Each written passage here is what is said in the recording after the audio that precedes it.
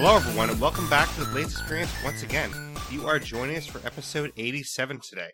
And this episode is going to be about Borderlands the Pre Sequel.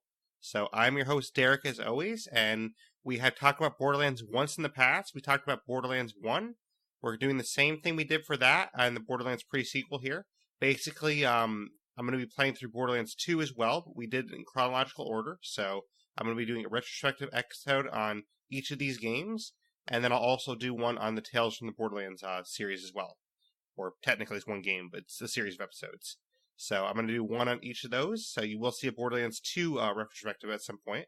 But we're here to do the pre-sequel retrospective because I have just recently finished that game on stream. So we're going to talk about thoughts on that, the characters, the enemies, the storyline, all that stuff about the game, and just kind of dig into all of it. But before we do that, a couple of news items at the top of the show. Our next podcast is going to be on State of Decay 2. We possibly were going to have one this week, but I had to travel midweek, so unfortunately I didn't have time to get some of the research done that I wanted to get done for that episode. So instead, we are doing this episode now because I didn't really have to do a ton of research for this one since I played the whole game. So that's kind of why this is taking place instead of the State of Decay episode. So that is probably going to happen next week instead. Our next stream is actually going to be Sunday, 12 to 4 Eastern. That is going to be our first entry into the Borderlands 2 story. And on that stream, I'll be picking my character. Chat, if you want to, jump in and kind of give me your thoughts on what character I should pick, then, be there right at 12 because that's, around when I'm going to pick my character. I already have some ideas on who I might like, but, maybe somebody will convince me otherwise.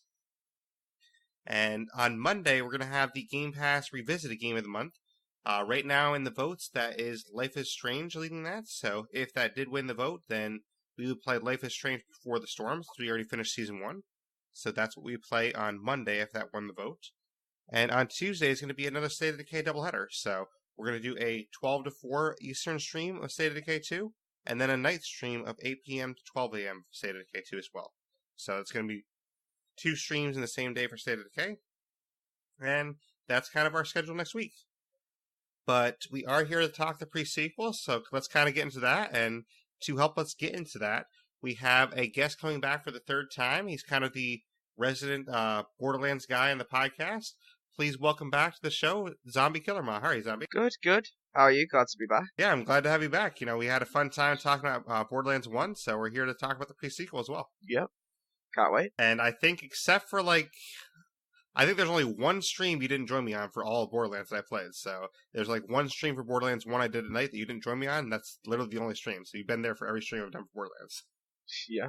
Because if I had joined that one, I probably would have fell asleep. Yeah, that was the stream I did when I was trying to level up to get closer to you. So yeah. But the pre-sequel. So, there's a lot of stuff in the pre-sequel that's different than the first game. Technically speaking, this came out after the second game, but as I said at the start of the show, I wanted to do it chronologically because I think that gives the best, story doing it chronologically when I haven't played any of the games yet. So we're working up to Borderlands 3, which is coming out later this year, and I wanted to do it chronologically. That way I get the sense of the story right through like that. So I think that's a better way to do the story that way. So, Borderlands 2 is coming up next, but what did you think of the pre-sequel overall?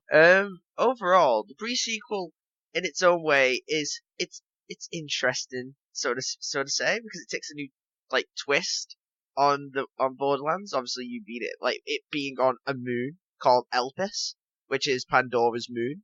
I know we did mention that in the stream, but that's what the planet we're on is called. It's called Elpis, and it's Pandora's moon. Yeah, and that's probably not the best choice of name for it, honestly, because some people might joke that this game was Elpis. So. I see what you did there. Yeah, there was obviously a lot of people dislike this game, and one of the reasons for this was because of how bad the loot was, and it was really appalling how bad the loot was compared to the obviously when we get into Borderlands 2, you see a major difference in that, and obviously in the first game you see a major difference in all that as well, because hell, we got legendary in that one. In this one, not so much. Yeah. I mean, the pre-sequel, I played through the entire game. I didn't get one legendary weapon at all. Yeah. Not a single one. I didn't. It's the loot's that bad. You just get a bunch of purples, and half the time the purples aren't even for you. They're for a different class. And it's just, oh, well, I can sell this, but how does this help me going forward?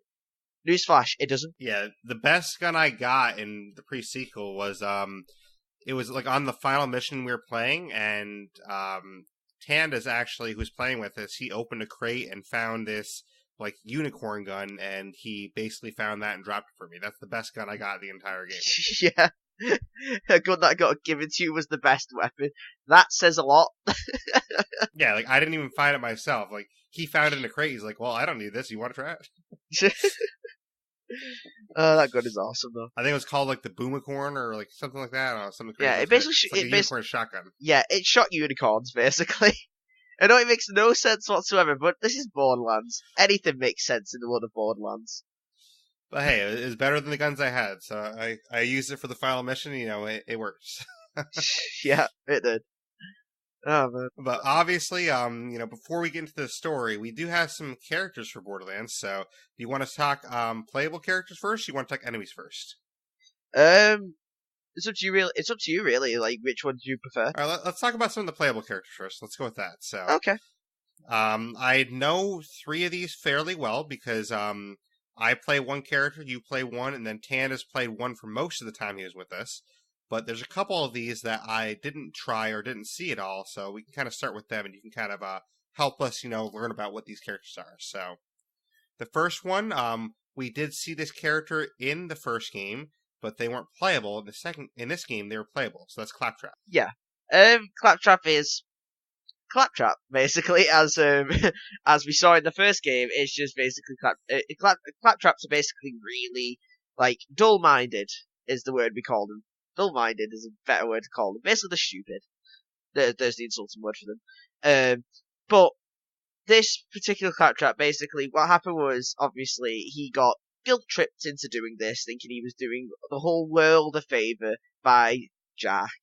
He got guilt-tripped into it, and he fell for it, like the Claptraps always do, because they're always kind-hearted about stuff and always want to be the hero and want to prove themselves. And this is why Claptrap's on Elpis, is because he got guilt-tripped into coming.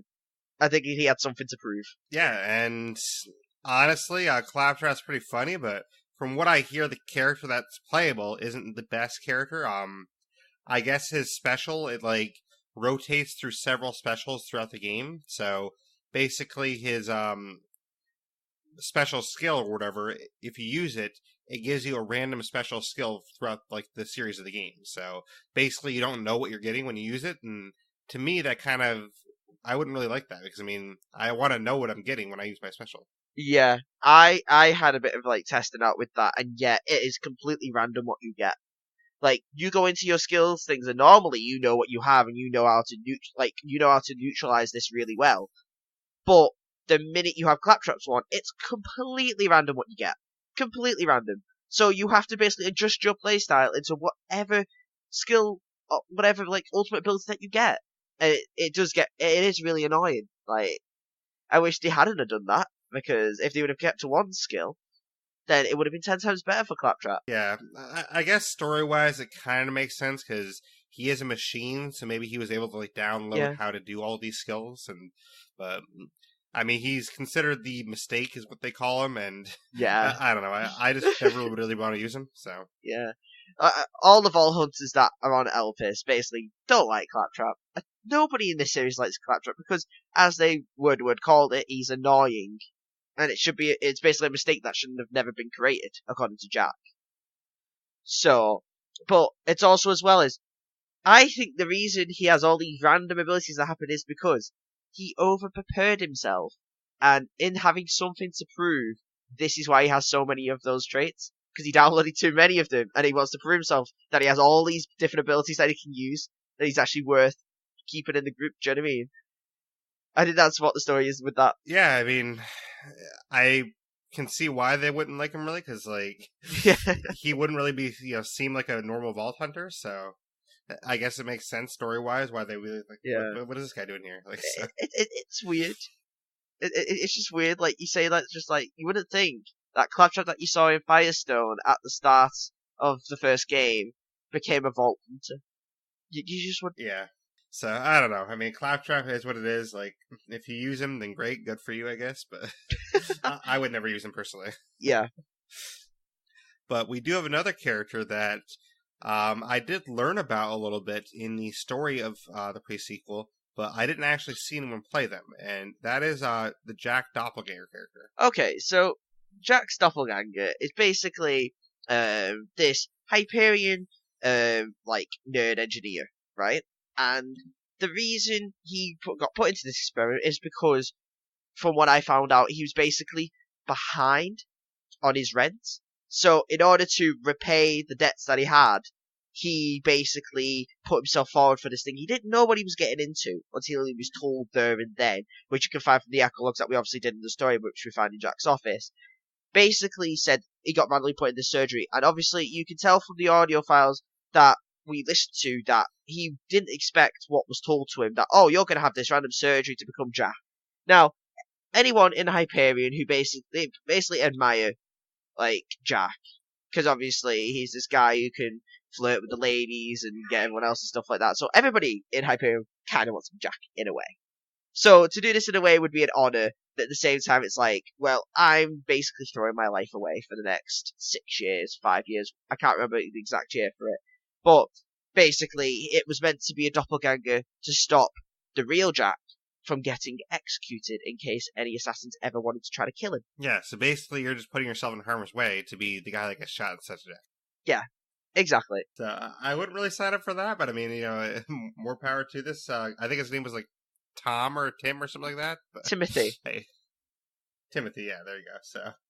So hey, hopefully Timothy's enjoying his time as Jack. Yeah. But do you know what the doppelganger's power is? The doppelganger's power, for me, I tested it out. It's really overpowered, actually, and I think you'd love it.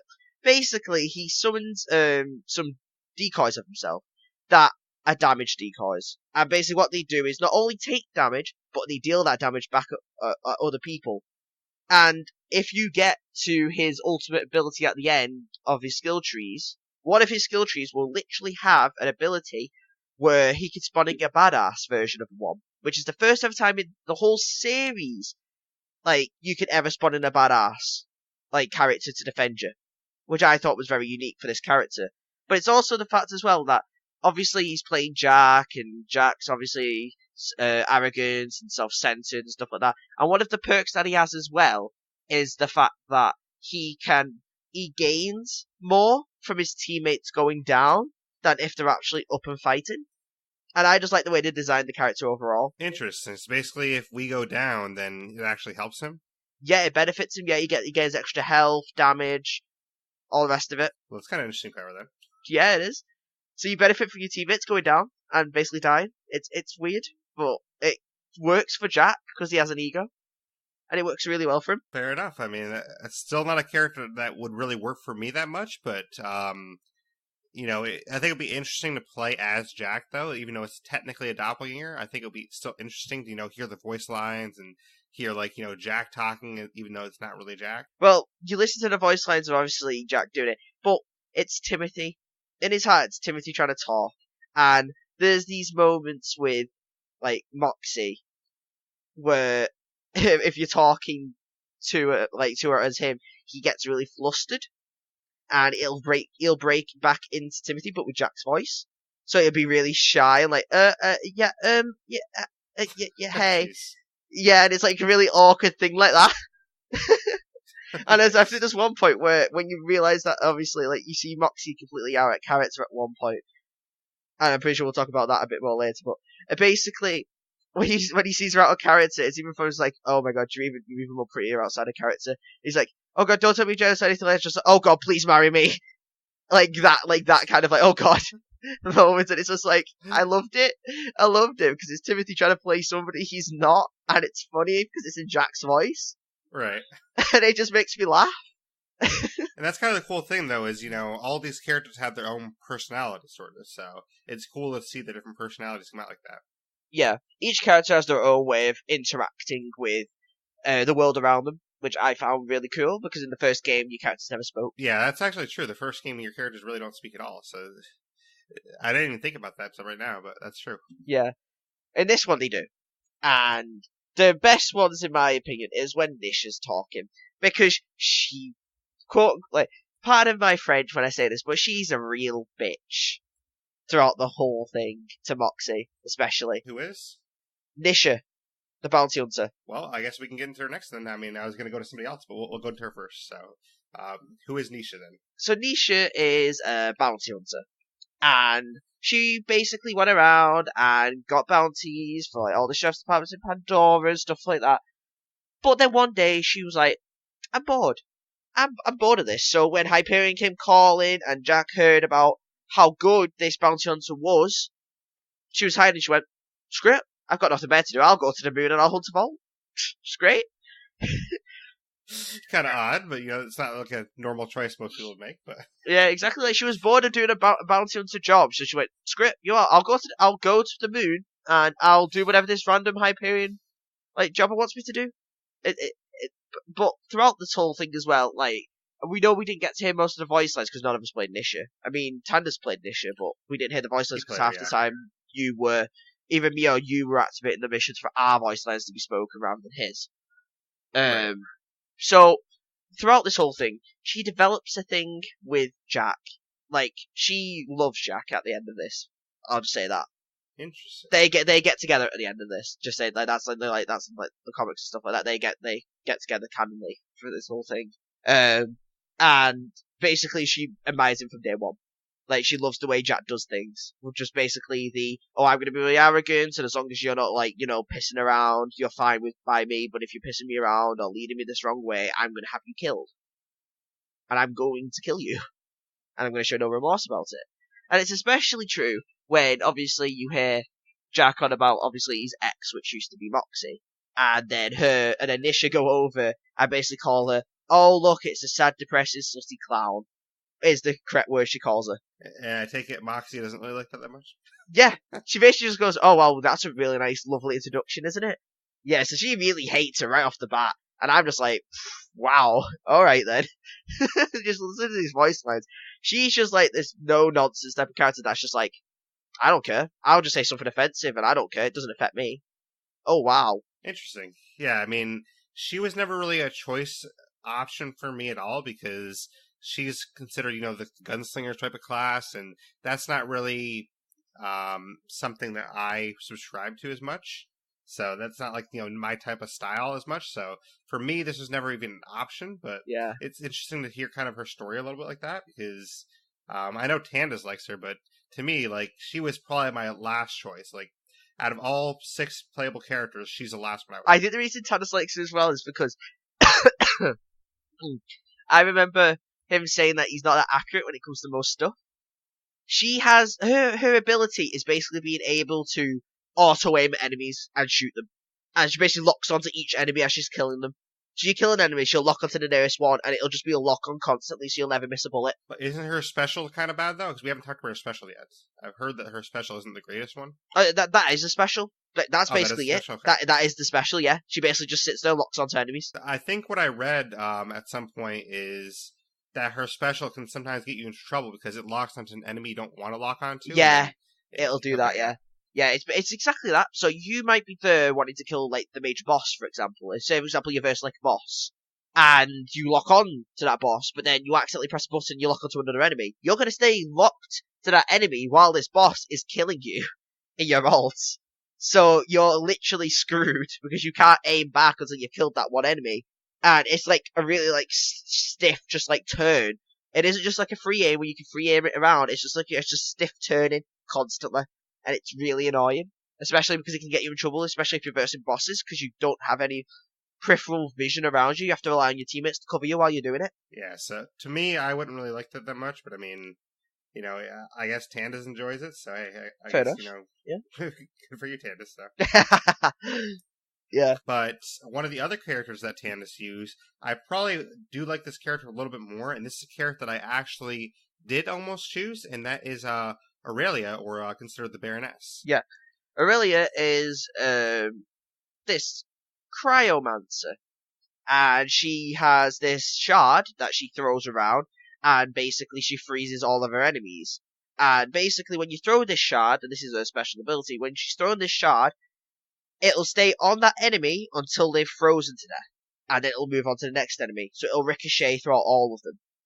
until she's killed as many as it's possible before the thing runs out. But her backstory is she's the sister, not the wife. A lot of people mistake that. She's the sister of Sir Hammerlock, and Sir Hammerlock is someone you'll meet very early on in Borderlands 2.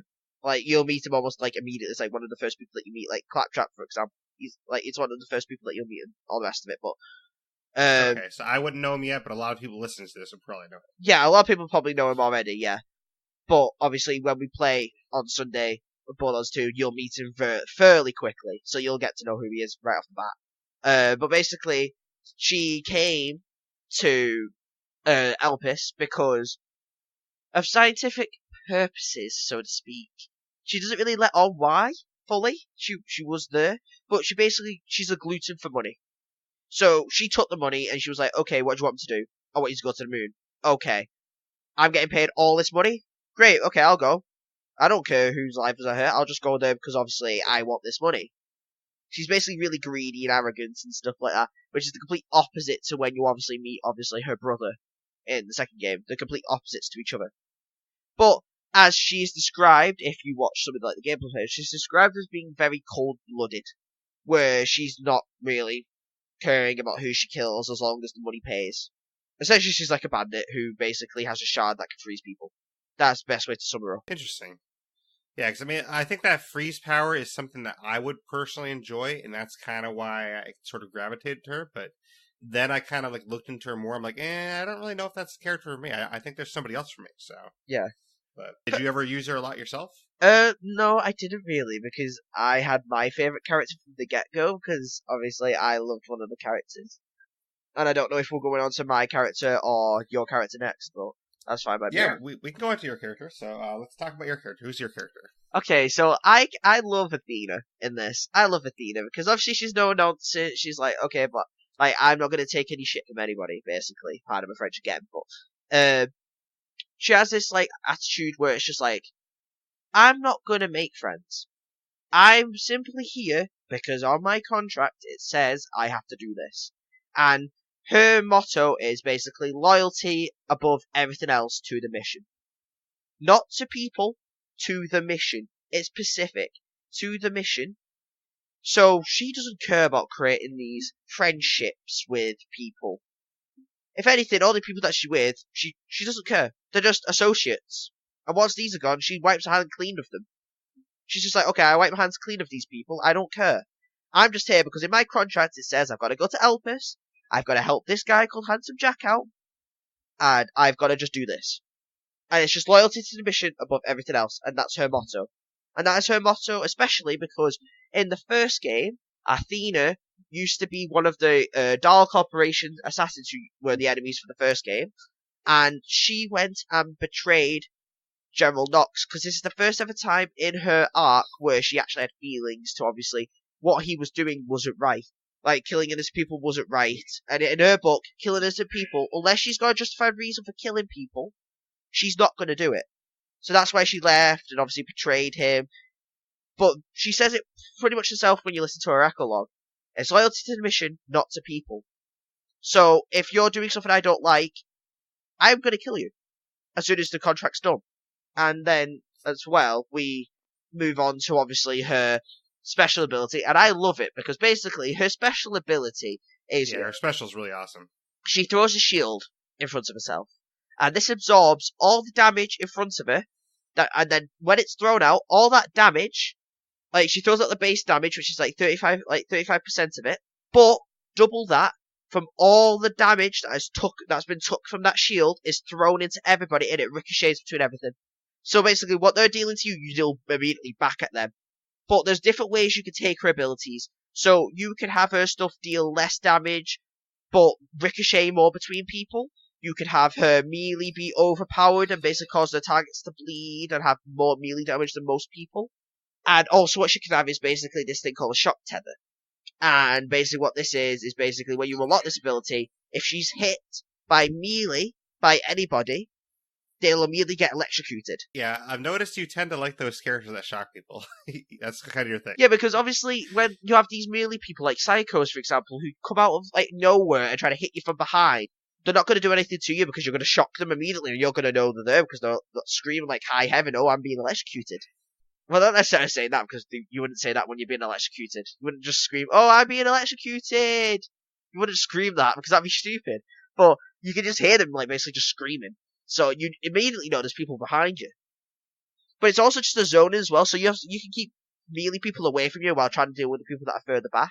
And that's what I love about her character, is the fact that you're basically able to keep a distance between all your enemies at all times. Yeah, and the cool thing about that, too, is if you're playing in a team, you can actually help your team out, too, because you can kind of charge in there first, use your special, and block a lot of damage. Exactly. You can take all the damage right off the bat the minute you walk in, and then you can throw it at an enemy and basically do tons of damage to everybody in the area. Yeah, so when you, like, charge in first, like, I could walk behind you and kind of, be safe that way, and then you can take all the damage and throw it back at them. Exactly. That's exactly how she's planned to work, and she's awesome for it. Does she still work as well in solo, though? Does it still work that well in solo? Yeah, it does. All the damage, keep it in mind, like, when you're playing co-op, there's multiple people are going to be shooting multiple of your teammates. So imagine, for example, when we're doing the, obviously, Take Back Helios missions and stuff like that, which was, like, the main bit of the game and stuff like that. All those enemies that we versed, imagine that on solo, and all of them shooting you from the front if you're just camped in the corner. Double that damage. Look how much damage you're immediately doing to everybody in the area. You're gonna wipe out the whole area in a second. Like that's how quickly she can wipe out an area. Yeah, that makes sense. But one thing we need to touch on as well is that each character starts with a weapon, which didn't start in the last game, but it starts in this game. Each character starts with a different weapon. But those weapons aren't that good though. So I mean, I don't really think they matter that much, do they? But I'm just saying, but like each character starts with a weapon, so it's basically to do a class. Right. So Wilhelm will start with a shotgun. Athena starts with a rifle. Nish will start with a sniper rifle, and Claptrap starts with a submachine gun, which, in fair use, when I was using it, is really bad. It's awful. I wanted to get rid of it as soon as. The submachine gun is awful. There's no point in using it. You'd rather melee all the things in the area. It's that bad. Interesting. And the other two start with one as well. The two DLC characters. I think the Baroness, off the top of my head, starts with a rifle. A sniper rifle, I think. And Jack starts with a submachine gun. So, I'm pretty sure that's all of them. That's how they start, based off their characters and stuff like that.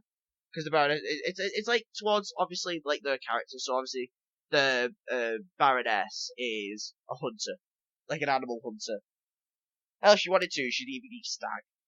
Yeah. That's how weird she is. She'll eat stag. And it's fine for her. Yeah, see, I mean, I started with a shotgun, and I'm not really a huge shotgun fan a lot, but the shotgun I started with wasn't that bad, but of course we haven't technically talked about my character yet, so... exactly. My character, I'll say, was Wilhelm, and Wilhelm is a very, like, serious, but, like, serious in a funny way guy, I think, and we played his, like, little backstory several times in the game, because I thought it was hilarious. Basically, his backstory, according to the game, is Jack calls him up and he's like, hey, you want to do this for me? He's like, no. And then Jack's like, I'll pay you $2 million. He's like, okay. That's his backstory. I just love that. The way he just did that subtly was awesome. So that's my character's entire backstory. He basically didn't agree to do Jack's bidding, and then Jack's like, I'll give you $2 million if you do it for me. He's like, all right, why not? There is more to him, as obviously his backstory and stuff like that. Not a lot is revealed about him, and he's really secretive about that, as obviously they try to keep it under wraps as much as they could. And I mean they did a lot. There isn't a lot on him. All we know is that he loves to cyberize himself. Get like cyber surgery, make more of him like cyberized.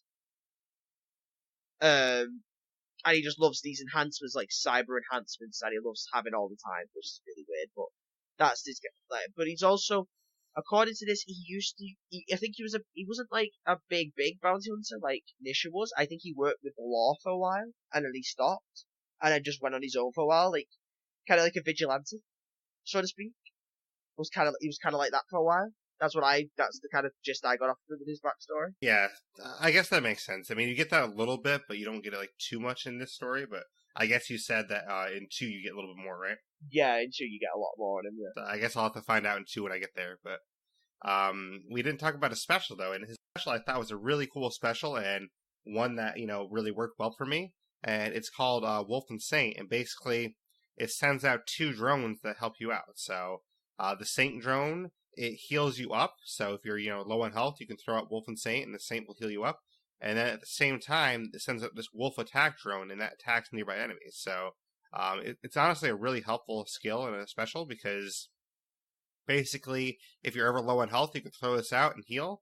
Because that's one thing we didn't mention, actually, is unlike Borderlands 1, in the pre-sequel, you can't buy health to store for later. You have to basically, find health on the go. You can't actually store health in your pack.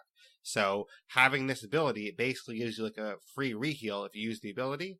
And then on top of that, if you go down or something like that, I had a couple occasions that Wolf would actually get a kill for me, and Wolf got me back up. Yeah, and that's really good. And that obviously, as well, it relates to another character that we'll meet later on in Borderlands 2 as well.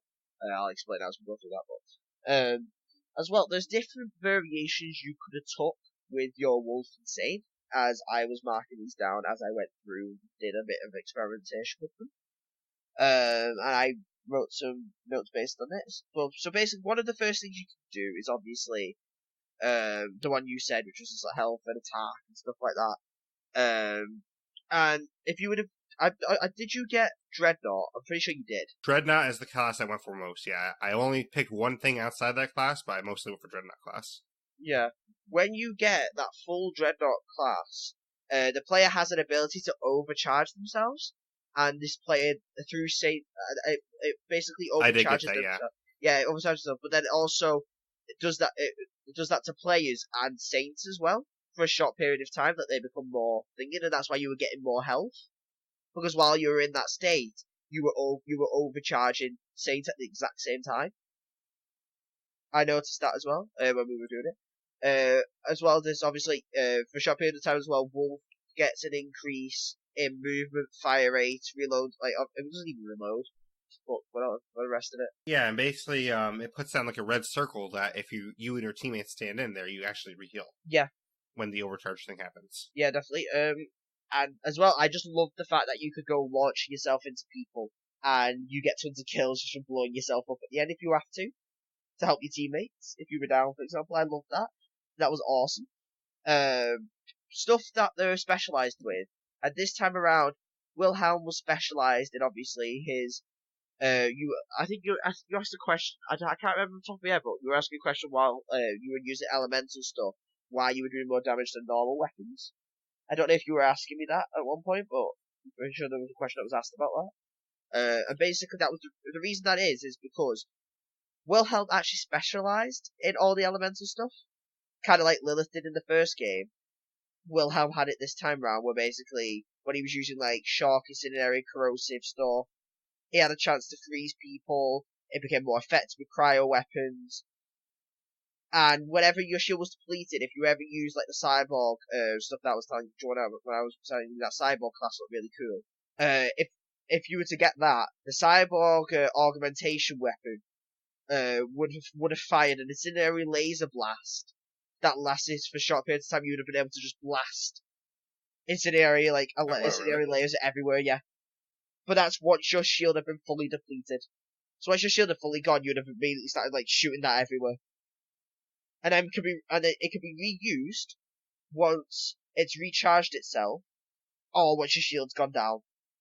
But obviously it's got to recharge before obviously you can use it again. But yeah, that is a really cool ability if you've gone down that tree. Interesting, yeah, because I didn't really like those trees that much, but the Dreadnought tree spoke to me the most, because it basically just gives me extra health, extra stuff for Saint a lot. So to me, that kind of worked for my playstyle more, because it gave me ability to help my team out as well as myself. So especially without being able to carry health in my pack, I thought it was a really cool class. That's kind of what I went for that. Yeah, it definitely was a really good class. It's especially good for zoning, because you can keep enemies back as well. But that is the 6 characters we have. So I mean, in your opinion, out of the 6 characters, what are like the top 3 you think, in your opinion? My top 3, based off the characters and stuff like that alone, I've got to say it had to be Athena, because she has a really good backstory for why to be there, and you can really like feel, because she's basically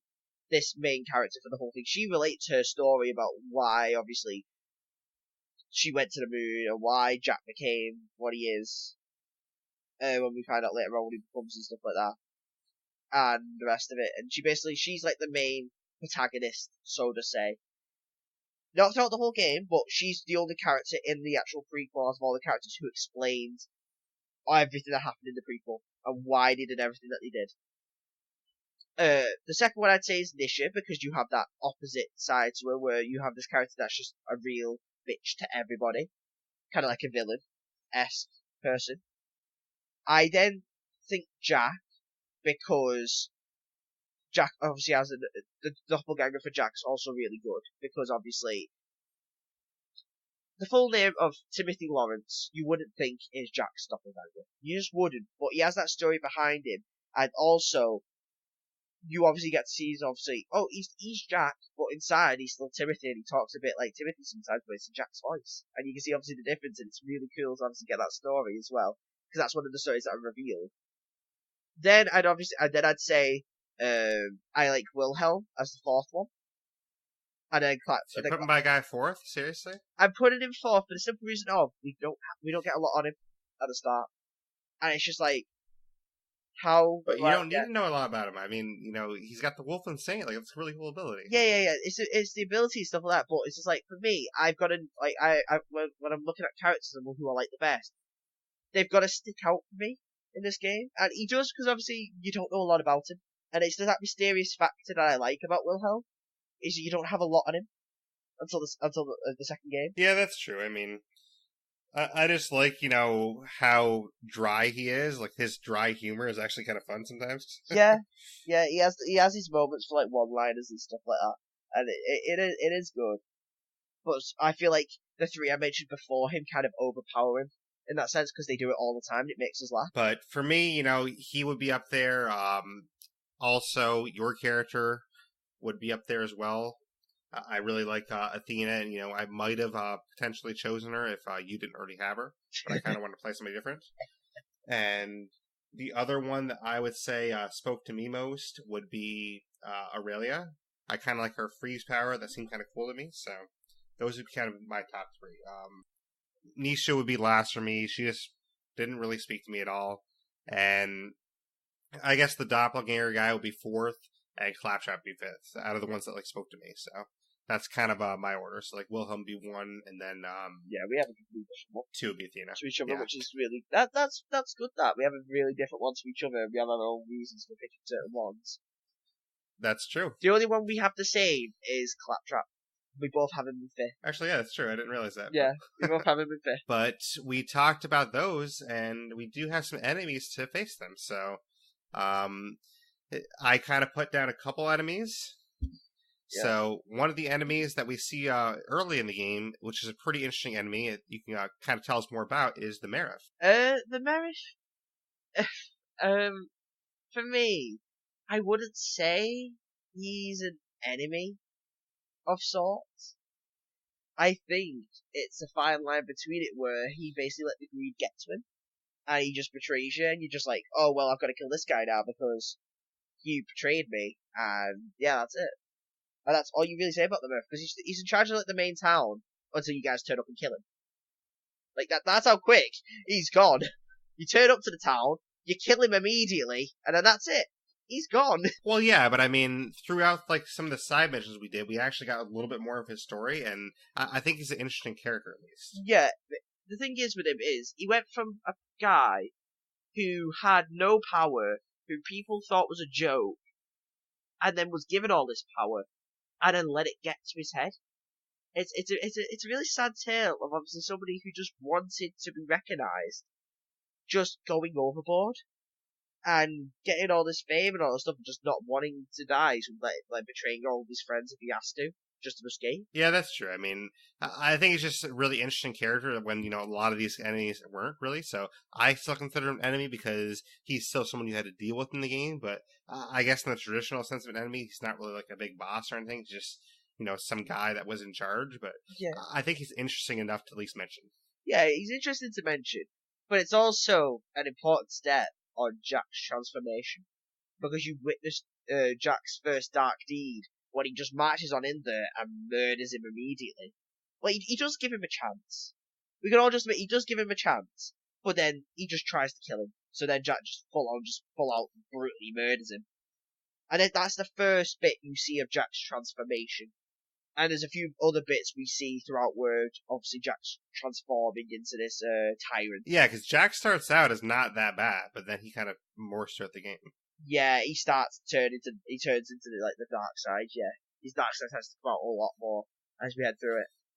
And the Merif's a major one. Well, I will say though that him killing the Merif wasn't entirely his fault or anything, because the Merif did try to like grab a gun and try to kill him. He's like, "What the hell, dude? Like, I was gonna let you live." Yeah, it's fair enough. It was in self-defense, but that's when you see his first of obviously his no remorse from killing somebody.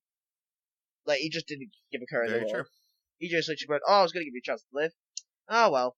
Anyway, back onto this. Yeah, so I mean, he's like the first kind of sort of enemy that you encounter. Yeah. And basically, the only other main enemy throughout the game, or at least like the main one that's kind of driving the story, is Colonel Zarpedon. So you want to talk about Colonel Zarpedon? Okay, so Colonel Zarpedon is, I'm pretty sure I just botched that name entirely. Don't crucify me for that. She's basically the leader of these people called the New. And these people are people who used to be with, and this is a really interesting fact, and I don't know if you recognise this from the game they were. These all used to be Extol operatives from the first game, but they rebranded themselves, moved to the moon, and just wanted to obviously prove that obviously the Dahl Corporation hadn't trained these people for nothing, and that's why Colonel Zarpedon came in and immediately trained all these people to fight along her side because they had potential for her. And they wanted to help, like, obviously, after obviously their leader's dead now from the Dahl Corporation, they have nothing left. So, if she hadn't rescued all these people from Pandora, these people wouldn't even have been alive today.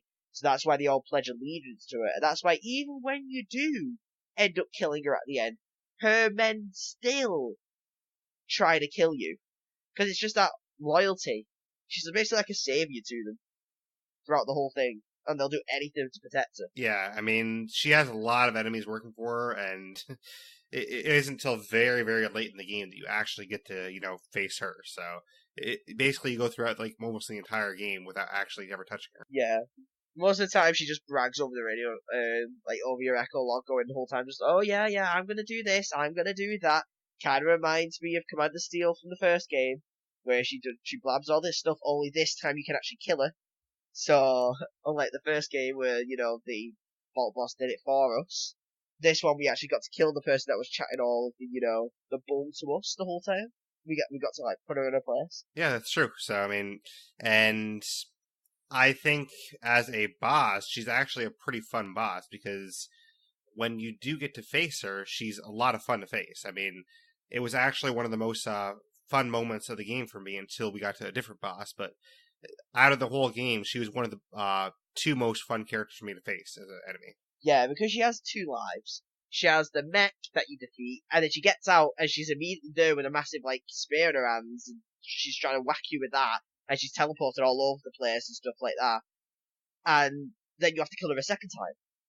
And it kind of adds to it, because obviously at the start, obviously, you're like, okay, she's dead, that's all this gear. But then she's like, and then the game's just like, nope, I'm still alive, and you still have to kill me again. That sucks to be you. And we actually learned throughout the story, too, that what she was doing is she was using the Eye, and she's basically using that to try and destroy the planet. Yeah, she's using the Eye of Helios to destroy Elvis, because she's trying to make sure the vault never gets on Earth. Because there's a dark secret in that vault, and she never wants it to be revealed at all, because it could potentially destroy everything. And she's been down there, she's seen all of this stuff, as you can tell from her character, because she's covered in all the iridium that there is in that vault. So she's obviously turned into one of the guardians of the vault. But it's like a humanoid version of her, where she still retains all of her thoughts, feelings, all that stuff. She isn't just a mindless husk. And even when she's pleading for her life at the end, and she's like, save all these people, don't go into the vault, don't do this, just let Elvis get destroyed. This is the second bit you see of Jack's transformation, where he just shows no remorse, and just immediately just goes blah blah blah and just shoots her. Yeah, it's crazy. And that's the second transformation you see of him no longer giving a shit about anybody. And that's Yeah, essentially as well, it's also essential to the eye. The eye plays a major part as well in his transformation. Because obviously, if people obviously wouldn't know this, but the eye is the eye of the Destroyer, and the eye of the Destroyer was the boss from the first game, the Vault Boss. And I know, Blaise, you were surprised when you saw that. I didn't mention anything of the sort, and I just loved your reaction when you finally saw what it was. I just I finally got him on something. Yeah, that was really a big surprise to me because basically the eye, spoiler alert for anyone that hasn't played the first game, but basically the eye in this big laser that's in this game is actually the eye of the Destroyer, which is the basically Vault Guardian for the first game. So that was really interesting to me that, the laser is actually the eye of like an actual Vault Guardian. Yeah, and all these, as it's hinted at, all these Vault Guardians that you verse all have a way of, of being used as a weapon of some sort. The eye has the laser, and different people have different ways of obviously commanding these people. I can't get on to what number 2's is, because obviously we haven't played number 2 yet, but it made no sense. And obviously the Vault Boss for this, it isn't revealed what the thing is, so we can't really get into that. It never is revealed. So yeah, and I can't wait to get into 2 as well. But the Vault Boss for this, which you're mentioning, is kind of like the last enemy to really speak of, because honestly, this game didn't have the best enemies in my opinion. Basically the mayor, I feel like he barely even counts as an enemy, and we had Zarpedon, and then the last one is the final Vault Boss, which is the Sentinel. Yep, the Sentinel. It's just this guardian that comes out, this guardian of the Sentinel, and basically she's carrying this massive spear, and she teleports, and she has every element on this game, and you have to down her shield 3 times with each element each time before you can kill her. Oh no, it's 4, sorry. All 4 elements, and then once that's done, then you can actually kill her. And then obviously at first you'd be like, okay, that's it. That was the Vault Boss. Nothing special there.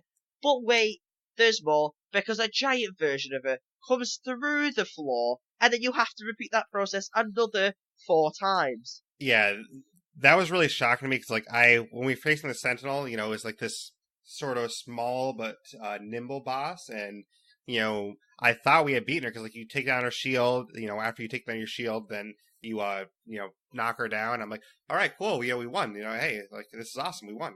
But then this giant version of the Sentinel comes out. I'm like, what? We didn't win? No, you didn't win, because that first one we versed was the Guardian of the Sentinel. It was in the name, but I never hinted at it. It's in the name, Guardian of the Sentinel. She was never the Sentinel to begin with. She was guarding what the Sentinel was, and the minute we killed that, we opened the gateway to the actual Vault Boss. Yeah, and that final boss battle was awesome too, because the Sentinel is huge, and yeah, it has these fists that pound down and everything, and it was really cool too, because basically this entire battle, pretty much what you want to do as a good rule of thumb is just try to stay in the air as much as possible, that way you're not on the ground. Yeah, it's just a fly battle the whole time. So not only you got these guardians shooting at you flying around, you're flying around, because if you touch the floor for some point, you're going to get electrocuted, and you're going to die, and no one's going to be able to get you, because then the Sentinel's going to turn around and immediately smack you, and you're going to die as well. Yeah, pretty much, whenever we went down in this boss battle, none of us could get each other. We were just like, well, you got to come back, dude. Yeah, you've got to come back, because we can't just hit the floor and get you up, because it's impossible, unless we want to get pounded into the floor with you. It's impossible for us to do anything, so... And then at some points, you actually got shot so high in the air that you actually stood in these pillars as well, which is kind of cool. Yeah, you have to stand on these pillars to avoid electricity. But at this point, if you're standing in front of the Sentinel and you're on these pillars, you're screwed, because it has eye lasers for each elemental skill that it ends up doing, and its fists do the exact same thing. But what I love about this boss as well is that you have to keep your wits about you the whole time. Or like the Destroyer from the first game, it's just as simple of, okay, this boss is in front of me, I'm just going to shoot it. With this one, it's moving around, it's throwing its fists everywhere, it's shooting its eye laser everywhere, it's Yeah, throwing you up and in the air. basically what I was doing is every time I touched the ground, I immediately jumped up again. Like I only stayed on the ground for like half a second, just touch the ground and jump up again. Exactly, because you had to do that, because by the time you're touching the floor again, it's all electrified, so you can't afford to touch the floor, so you have to get back up onto a pillar really quickly to avoid it. But hey, I mean, you were there, I actually did fairly well. I only actually went down one time out of the entire battle, so. Yeah, you did really well. You So, actually avoided a lot of it. Yeah, you went down like once and died. You went down a couple of times and we saved you. But then the one time you died was to the Guardian and not the actual Vault boss itself, which was really good considering it was your first time versing it. Well, and plus you have to remember too, like people listening to the podcast probably don't know this until I say it, but I was actually 2 levels under leveled for this battle too. So I was 2 levels under where I was supposed to be. You were 3. Oh, I was 3? You were 3. Yeah, you were 3. Yeah, you were 3. That's why I was surprised you survived for as long as you did. Because you were 3 levels under the final boss battle, you're 3 levels under. And then for you to only die once at the beginning boss, and then for you to only go down a couple of times but not die at the actual boss itself, is really impressive. And I even said, I was like, well done. Like, generally, well done. You survived the boss. Like, well done. I'll give you a little applause for that. Well done. Oh, thank you. I appreciate it. Well done. You survived the Vault boss. 3 levels under it. Like, I wouldn't have been able to do that. Like, damn. Well, I just try to keep moving and keep surviving. So. Ultimate underdog. But what I loved about the way you did it was I didn't even have to tell you to do it. I just warned you about the electrified floor. That was the only thing I warned you about. You knew immediately, okay, I see Zombie doing this. I see Tandus doing this. I've just got to copy what they're doing and stay off the ground as much as possible. Yeah, because the only time I was on the ground was for the Guardian pre-boss, like the Guardian of the Vault. And I was on the ground for some of that, but then I realized, throughout that, okay, I got to stay up. And then basically I stayed up the whole time. Yeah, because with the Guardian at the start, she has a grounded assault the whole time. So the more you're in the air, the more you're going to avoid all the attacks that she does to you. But, that is what we have for the enemies, at least. After you beat the Sentinel, basically you get amazingly crappy loot drop, and you get, like, absolutely nothing. Ooh, yeah. We were mentioning how bad the loot was. It doesn't get bad when you watched it on the stream, because when I played it, I got a bunch of purples. I got a purple weapon.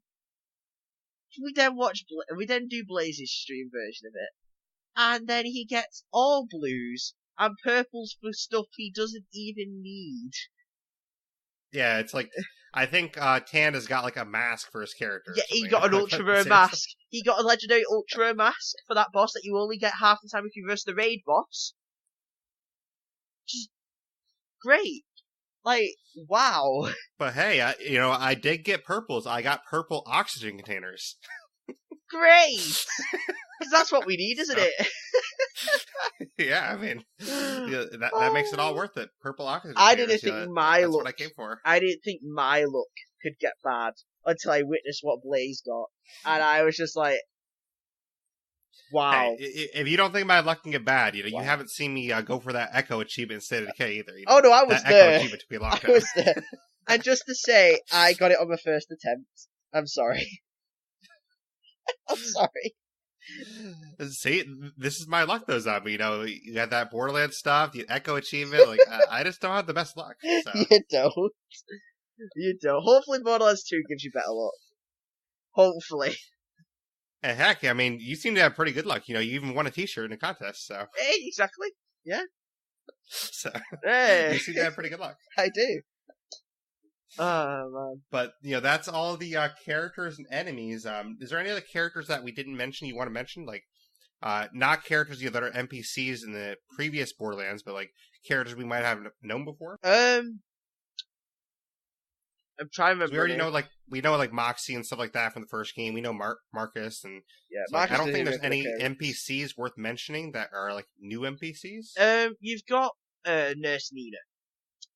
And she was someone who worked with Hyperions, who obviously make the Jack doppelganger. But she's also the person who replaces Dr. Zed in this game as the medical person you go to for all your injuries and stuff like that. unlike Dr. Z, Nina actually has a medical license. So you know you're actually in the Well, right that's good. hands. Yeah, exactly. You know you're in the right hands when, you have someone with a medical license. The other person who I think kind of replaces Scooter in this is Springs. And Yeah, I was going to mention Springs, and I know Springs from Tales from the Borderlands, but technically in the story we're not supposed to know her yet, if you go chronologically. yeah, exactly. You're not supposed to know it yet. God, Blaise. Ah, what are you doing? Anyway, so But she is in Borderlands 2, though, right? I believe. no, Oh, she's not in Borderlands 2? she's not. Interesting. So basically, this is what people's first introduction to her was, right? Yep. That's interesting to find out then. Yeah, because I mean, basically, I did this like completely backwards when I like. Now I'm going back through everything, but the only Borderlands game I played to start was Tales from the Borderlands. So I knew her instantly from Tales from the Borderlands, and I figured she was the character that was like in all the games almost. So. No, that'd be Scooter. Scooter's in all of them, apart from this one. Yeah, that's true. So His voice does come over the intercom for Capture Rider, so he's technically in it. well, at least he made it in somehow, right? Yeah, so is Marcus. Marcus is in all of them. So, as well, so yeah. They're the only two characters that are in all of them. No, I'm wrong. What? Isn't Lilith? Lilith's in all of them, Lilith's right? in all this, Roland's in all of them, Moxie's in all of them. Yeah, so there's a couple of characters. Yeah, Athena's in all of them. I thought I let that part known. Athena's in all. Well, some of those people you mentioned aren't in Tales, though. So, I mean, like, Roland isn't in Tales, for example, and stuff like that. But Athena is. I don't remember him in Tales. I have to replay Tales again, because Yeah. I haven't played Tales in a while, so maybe I forgot about him. But yeah, that's what we have for the characters. So, we did talk a little bit about the storyline as we went on, obviously, but just kind of going through the storyline a little bit here. We have 12 chapters, and according to what I found, there are 73 different missions you can play, so, throughout the main missions and the side missions, so 73 missions doesn't really seem like as much as I thought there would be. But then you play it. And then you realise how long it actually is, especially for the starting bit. Because the starting bit is really, really long, and it drags. The whole... Well, honestly, the start was, like, interesting and new to me, so, like, the starting was, like, Welcome to Helios, there was Lost Legion Invasion. These are the main story missions, by the way. Yeah. Marooned, like, so throughout, like, those first few missions, it wasn't really that bad to me because it was something brand new to me. I wasn't used to the game yet, so I was like, okay, we'll give this a shot. Maybe it's not that bad. And, then we have Systems Jammed, but then is when it starts to go downhill, so basically towards the middle of the story is when it gets really, really bad. You have a new direction, and then the worst mission in the entire game is Intelligence of the Artificial Persuasion. And Zombie can probably, agree with me, I think, but this mission was so god-awful. And the one after as well, Let's Build a Robot Army, that wasn't much better. Basically, missions 6 and 7, especially the Intelligence of Artificial Persuasion, I had a stream that we'd stream this stuff, and we spent so much of the stream at one point looking for, like, one ladder, basically. We were looking for, like, one way. We were looking for, like, okay, we have to get to this place, and literally the place we had to get to was literally 2 doors away. All you had to do is walk through 2 doors, but they had the doors locked, so you had to find some way to backtrack through the entire way you've been just to get to this spot that was literally 2 doors away. Yeah. You had to go all the way. It was maddening. You had to go all the way back to the start, through this little passageway that you wouldn't have been able to see at the start, go all the way through this duct, fight all these other enemies, and then you finally get there, and you're like, why? What was the point? Because all you did was turn on a button. Oh yeah, you turned on a button. Oh, you can leave this area now. So we used to spend... Yeah, basically there's a force field blocking you, and literally you spent all that time. We probably spent at least an hour just trying to hit that button. Yeah, we spent an hour hitting that one button. The force field's down, you can go now. That's it. Great! We wasted all of our time. So Zombie, you can say that at the end of this stream, how close was I to quitting the game at the end of this stream? A lot. God, yeah. I don't want to get into that. It was scary. It was scary. There was a lot of swearing. I'm joking. No, I wasn't swearing that. I know. Yeah, hey, that much. So you admit you were swearing. Which is something he doesn't usually do. Just give you a heads up on that. So... Yeah, it was like depressing. I mean, it was just really, really bad. Yeah. Oh. I did not want to finish that stream at all. Yeah. But we powered through that stream, and basically, Zombie said at the end of the stream, "Well, don't worry, the next mission it gets better. I promise it gets better after that." I'm like, "All right, Zombie, I'll trust you. You know, I'll give it one more stream. But if in that last stream, like, if it doesn't get better, then I'm quitting this game. We're not even gonna finish this game." And that's when the recapture of Helios commenced, and then he loved it. Hey. Yeah, so that's when it gets good. So, like, basically, the first 5 missions are like, they're like, It's basically down there that they're kind of like boring. Yeah. Missions 6 and 7, you want to like quit the game. So basically you go from I want to quit the game, and if you don't actually quit the game by the end of mission 7, then actually 8 through 12 is actually a lot of fun. So, basically that's when it gets good. Those last 5 missions is actually the good part of the game. Yeah. It just sucks that you have to make it through 7 missions of crap before you get to the good part. Fair enough. Couldn't say it better myself. So to explain the story of all those missions, because I know what the story is, and I don't think you got what the story was. Basically, the first half is basically creating an army to get back up to Helios to actually fight your way through it. When you do get to Helios, to be fair, just to comment on that real quick, you say you don't think I got what the story was. Honestly, which this says a lot about the game. I didn't really care what the story was much. I just wanted to finish the game and be done with it forever. Yeah, we got to that point where he just didn't care. He just gave up at that point. He was just like, I don't care. Zombie, get your level 28 character out. I just rushed me through this. Now, he didn't want to do that at the start. He was like, okay, let's all do the same level. Let's all go through this. We finished that. We finished that mission. He immediately went to me. Get your level 28 character out for next stream, and let's try to rush through this and finish it. Because I can't be bothered anymore. And I was just like, yeah. Okay. Basically, at the end of mission 7, I was just done with the game. I'm like, if I do finish this game, I just want to finish it as fast as possible and never play it again. Yeah. And I will say right up front here, in this podcast, I am never touching the pre-sequel again, ever in my life. I'm not playing any DLC. I'm never going back to the game again. So please don't request it on stream ever, because it's never happening. Kind of like Cameo. I would play Cameo again before I play pre-sequel. Oh, gosh, is that bad? Oh, man. I didn't think it was that bad. Jesus. Well, at least Cameo, I didn't actually, like, at least Cameo seemed to have some kind of story involved, so at least I could get into it and, figure out what that story is. Like, the pre-sequel, like, I'm just running around with my head cut off, okay, I'm going to talk to this weird guy, and, we're jumping in a trash compactor to kill, like, some monster that's in a trash compactor. Like, what are we even doing here? Oh, man. Fair enough. Yeah. But sorry to cut you off, please continue with the story. It's fine. You just summed it up all perfectly for me. But yeah. The story is, you've spent the first half of the game basically getting an army together to actually go on and take back Helios because it gets took by the Lost Legion. Because they want to use that eye to destroy the moon before the Vault thing can come out and destroy everyone on the moon. But in doing so, she wants to sacrifice all the lives that are on the moon, which is a ton of them. So, yeah. And then you obviously get to Helios, you obviously have to take it back. Here's the problem I have with this. All those armies that you spend making in the first half of the game don't even turn up to help you. So my question was this. What was the point? You're asking the wrong person, probably.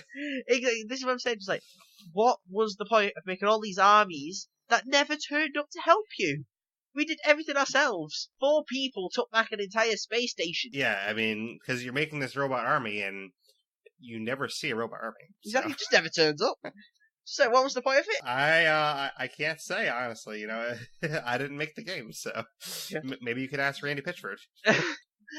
And then we get through all of it, and then we take back Helios, take back everything, and then this is when, again, you see a transformation in Jack after Zarpton's dead, because obviously they get the control back of the eye, but then it's Moxie, Lilith, and Roland who make this little scheme to basically take back the actual place itself.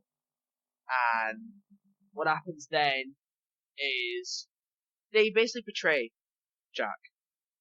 This is when obviously you see him basically become a full tyrant. And yeah, basically they do betray Jack, and that's an interesting moment because that's kind of when Jack, goes over the edge. Like, he goes more over the edge at the end of the story, but basically at this point, like, Jack is really pissed off. He's like, what the hell? They betrayed me. And then your character's kind of caught in the middle. They're like, well, I guess I got to finish this contract. yeah, exactly.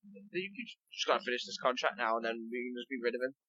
Because there's one specific thing after, obviously, you get the Sentinel, and he sees what's to come at the end of the game. You guys get to see what's going to happen in Borderlands 2. You see. So basically, he gets this premonition from, obviously, the Sentinel that tells him what's to come, what boss is next, and what he has to do. And he says, we've got to wake the warrior. And you see flashes of what's going to be Borderlands 2. And you already know now what the actual name of the boss is going to be. Because all those flashes at the end tell him what he has to do, which is wake the warrior. Which I forget. Yeah, okay, the warrior. Yeah, I was going to say, I forget the name at the top of my head, but yeah. And then I will reveal, too, that I know from the Tales from the Borderlands that boss is called the Trap. Right. Yeah, I'm trying to remember something end of that. As well, what ends up happening is, as you basically, Athena explains, and I love the line she says at the end of this is when the hero that we met on Helios died. Because Jack basically becomes something else entirely at that point. Yep. He even kills his own boss to become in charge. You see it at the end credits. You see him literally snap his boss's neck. Yeah, so it's crazy because Jack started out as a, sort of sympathetic character, and you basically get to, because I know in the second game, I haven't played it yet, but I know he's like this big bad guy in the second game, and you kind of see, his rise to power, but also his dissension in his mentality, because he starts out as like this guy that's, ambitious, and he's not that bad of a guy at the start of the game, but then he kind of becomes this monster by the end. Yeah. You see his transformation. That's like the only good like storytelling I love from this game is you see his disintegration from being a hero into a tyrant. And I love that. Yeah, it's really cool to see that all go, because, I mean, it's interesting to see him, because he's like an iconic bad guy character, and he's really good at that, honestly. Yeah, definitely. That egotistical person. He's really good at it. Yeah. And all credit to the guy who actually voiced him, because he made the guy iconic for Borderlands. But, that's kind of your story for this game, and, all about it. So, Borderlands 2 is next up, and, we get to see what's going on in that storyline very soon.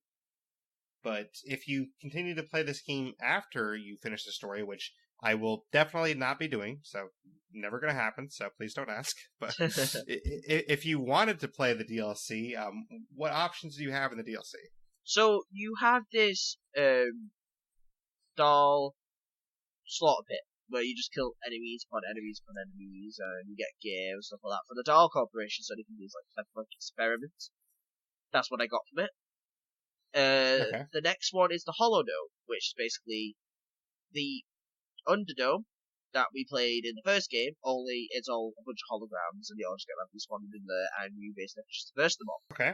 And then the Claptastic Voyage is basically the story about how all the claptraps basically turn into what happens when we see it at the start of Borderlands 2. I can explain more on that on stream when we do it on Sunday.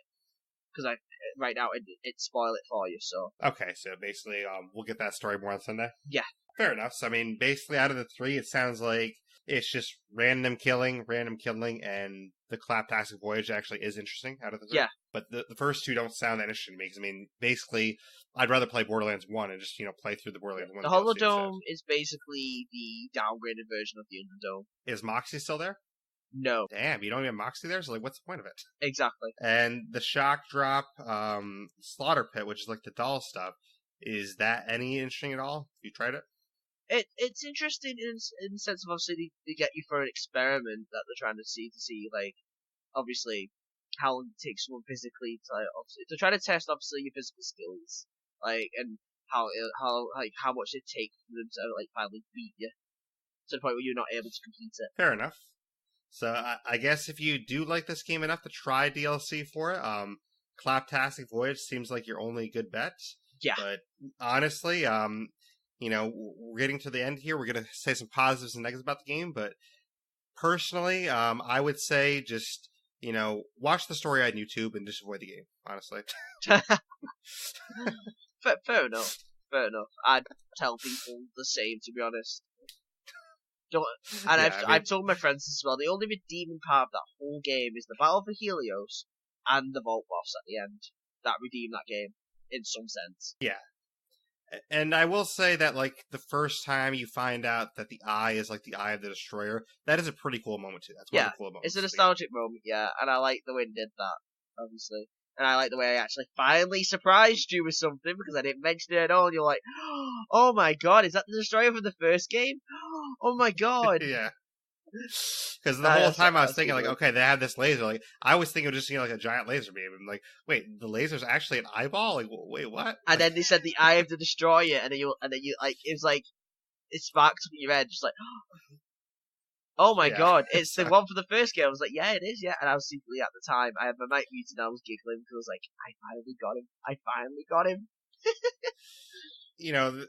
What would have been cool, actually, if they were smart about it, like, they should have had a DLC where, like, you kind of go back in time a little bit more, and you're actually making that laser. Like, that would have been cool to have a DLC where you make that laser. That is actually really cool. I like that idea. Because, like, wouldn't that be awesome? Like, even if it's just, like, a one mission, like, okay, here's a free mission, like, a new mission for you guys. You get to make the laser that, Jack was trying to use. Like, that's kind of a cool mission, actually. Yeah, definitely. Like, even if it's, a mission that only lasts you, like, an hour. Like, hey, I played that for an hour. Why not? Like, that's a cool mission. Exactly.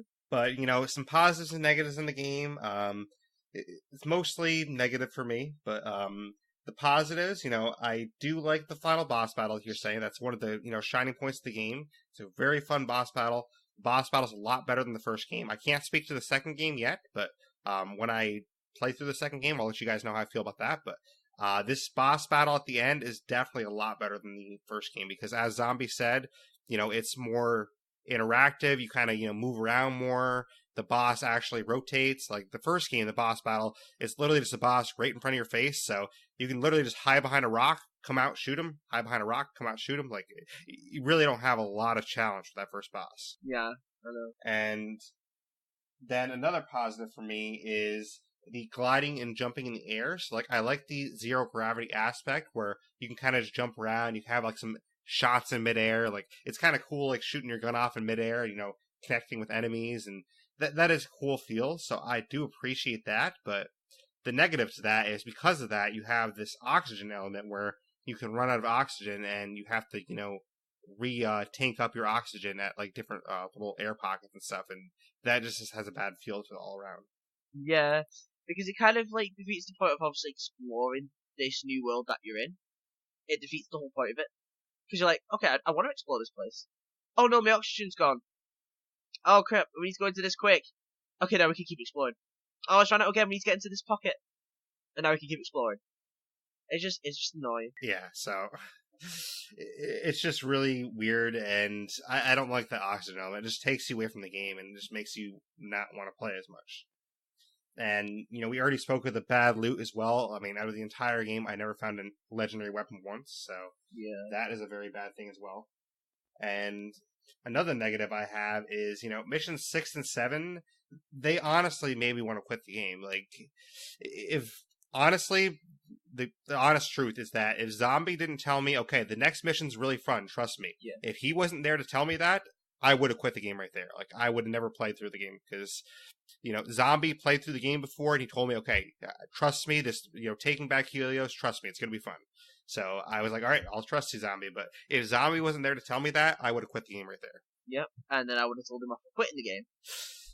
So, I mean, and then the other thing, too, is I don't like to quit things. So, like, I probably would have finished it anyways, but when I say I wanted to quit the game, like, honestly, I probably wouldn't have quit it since I was that far into it, but I just would have been painstakingly, awfully like upset about the stream. Like it would have been like the most boring. Like if the rest of the game was like Mission 6 and 7, it would have been very bad content for everyone to watch, because I wish would have been going through the stream and going through the game just for the sake of doing it. Yeah.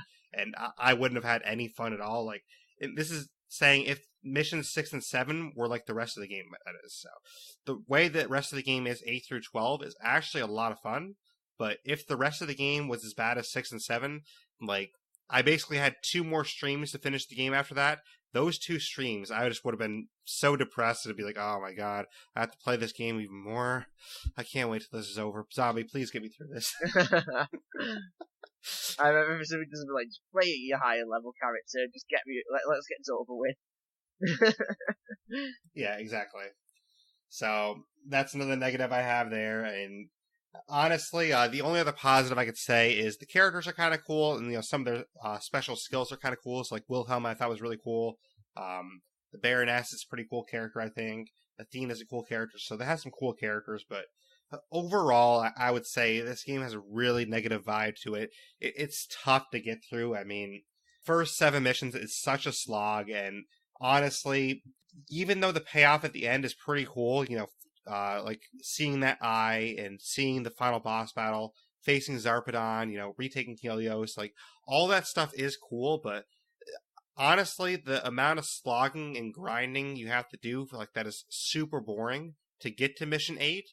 I can't really recommend playing the game, and that's my honest opinion, is that I can't recommend playing this. What I would say is, if you have a friend that has already high level in this game and they can just carry you through anything no matter what, I would say your best bet, if you want to try the fun part of the game, is literally just join one of your friends' games at mission 8, start from mission 8 and go from mission 8 to 12 and skip the first 7, because yes, your character's going to be severely under-leveled, but at least you can experience the fun part of the game if you want to play it that way. Fair enough. Well said. Zombie, do you have any positives and negatives to point out? I think you've already said all of them, to be honest. Just that, obviously, the back half of the game is the shining example of what the whole game should have been. Yeah, if they had the whole game like that, it would have been fun. Like, one of the really bad points that you mentioned earlier is, Mission 7 is supposed to be making this robot army, and then you never see them. Like, there's no robot army anywhere. It just doesn't pay off. What's the point? Exactly. So, basically, that's like the first 7 missions of the game just feels like, wow, I wasted this much of my life playing this? That's what it feels like.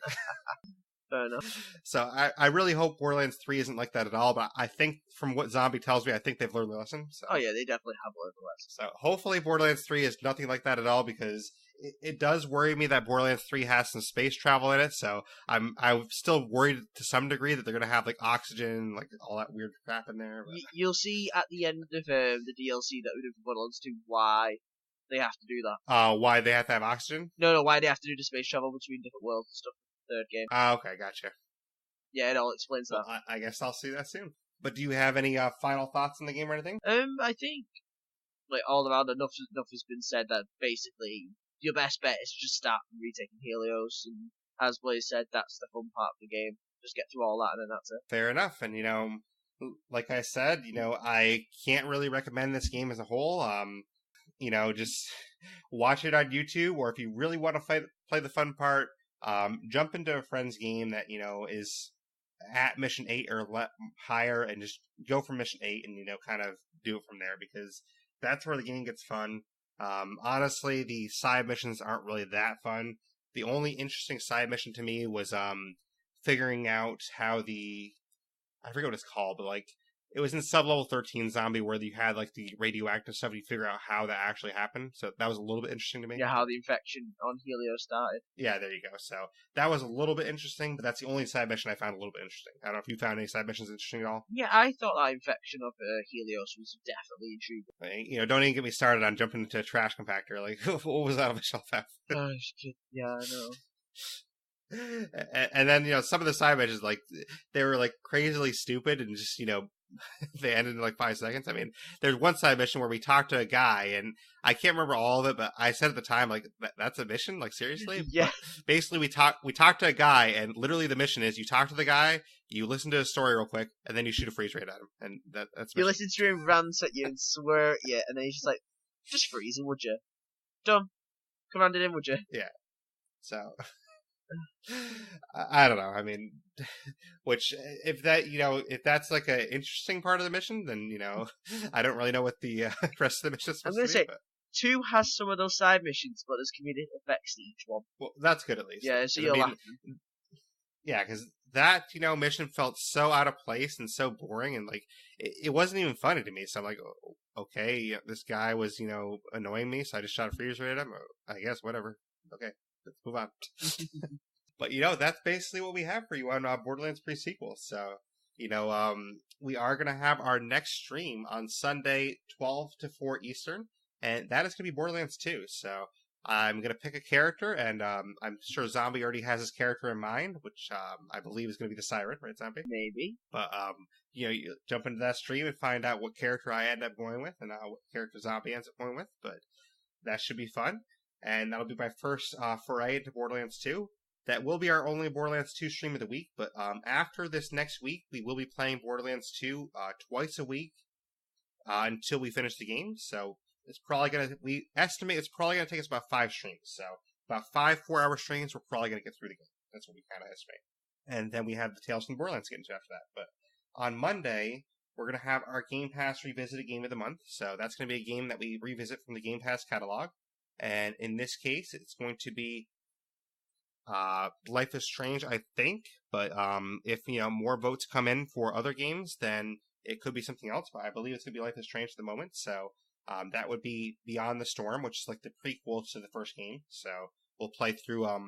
Based on how slowly I take that game, it's probably gonna be 1 episode of the game. So we'll probably play through the first episode of that. There are 3 episodes, so maybe at some point I'll finish that as well. And then on Tuesday, it's gonna be a State of Decay doubleheader again. So we're going to play through a stream Tuesday during the day, 12 to 4, and then we're going to do through a night stream, 8 to midnight. And it's probably going to be in Heartland for both streams.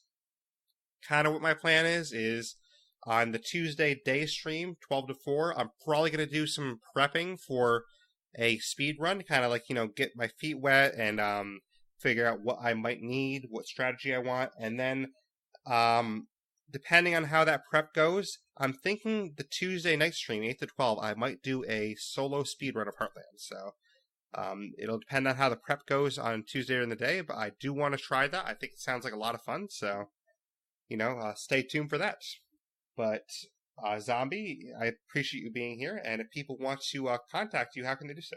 You can find me on the Discord, like Zombie Killer Army. It's on the Discord. You can contact me there, or you can have a gamer tag on Xbox, which is the exact same as Discord. And you can also find me on Blaise's stream all the time. Yeah, he's there pretty much every stream. He only misses a few of them, and it's mostly some of the night ones he can't stay up for. So because that's like 1 2 a.m. kind of time for him. Yeah, so 1 till 5, and then I pass out for one of them, and I actually successfully stay up for one. Yeah, but the day streams you'll mostly always find Zombie there. Yeah. But I do appreciate you being here for the podcast as well, Zombie. So as far as me, if you guys want to contact me, you can do so via email, theblaisexperience@gmail.com. You can do so via Discord, that'll be in the show notes. You can do so via Twitter or my Xbox gamer tag, that's at Blaise XPerience for both. That's capital B LAISE, capital XPerience. So those are the main ways to contact me. I technically have Facebook and a YouTube, but I don't use them that often. So if you do contact me on there, it's going to be a little bit slower for me to get back to you. Usually Discord or Twitter, I'll get back to you within a couple days. So it depends how busy my schedule is for those couple of days. But usually Discord and Twitter is the fastest way to contact me, and I can usually respond to everyone within a couple days. But that's the main way to contact me. If you are listening to the podcast, you obviously already have a way to listen to it. But if you wanted to learn about a different way to listen to it, then it's on Spotify, it's on Stitcher, it's on Apple Podcasts, Google Podcasts, Radio Public, it's on Podbean, Blueberry, and many of the directories. So pretty much any directory you can find it on, it'll be there. Even if you just type into Google the Blaise XPerience, you will find us somewhere. So just type that in, and it'll be there. If you are someone that doesn't like apps, I definitely understand if you don't want to have like a lot of apps on your phone or computer or something like that. There is another alternative to get the podcast without using any apps. If you join my Discord, there is a channel in there that has direct download links. If you just click on that channel, it's going to be long strew of links that are throughout the podcast history. So basically, any link in there is a direct download for any podcast in the podcast history. So this is episode 87, and there were 3 bonus episodes, I believe. So all 90 podcasts I've ever done are in that channel. Just scroll up for whatever podcast you want, click on it, and it'll download for you. So that is an alternative if you don't want to have any apps on your phone or computer or something like that. But I do appreciate everyone being here. Zombie, thank you again for joining us, and I can't wait to have you back when we talk about Borderlands 2. Yeah, thank you for having me. Can't wait. And I will see you on stream Sunday as well, and hopefully we see a lot of our audience on there as well. So thank you, everyone. I appreciate you being here, and thank you for listening to the Blaise XPerience.